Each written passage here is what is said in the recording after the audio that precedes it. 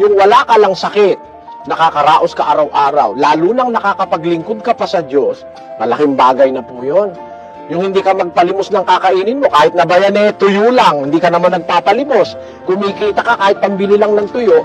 Ang sabi po sa kawikaan ganito, kapatid. Maigi ang isang tuyong subo at may katahimikan, kaysa bahay na may laging pistahan na may kaalitan. Nakita niyo po ba yan? Kahit tuyo lang yung subo mo, walang sabaw. At saka isang subo lang. Pinag-aralan ko yung Biblia sa eksperyensya. Kahit isang subo lang, mabubuhay ka. Ako minsan makasubo lang ko ng isa, okay na Mas maganda pala yun sa katawan, awa ng Panginoon Diyos.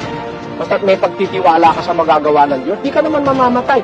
Sinubukan ko, di ako kumain ng 10 araw na buo. 10 araw, di ako kumain, di naman ako namatay Kaya hindi ka naman mamamatay sa gutom kung may pagtitiwala ka sa Diyos. At kung masipag ka, siguro naman, di ka namatay sa 10 araw na hindi ka kumain, baka sa 11 araw, nakakita ka na ng trabaho. Ang totoo, magtinda ka nga lang ng banana Q, kikita ka naman Ang buhay ng tao, nasa kamay ng Diyos.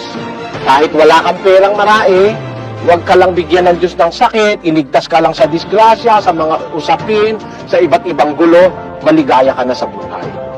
At pag ikaw ay naging tapat sa Diyos, makikita mo pa ang langit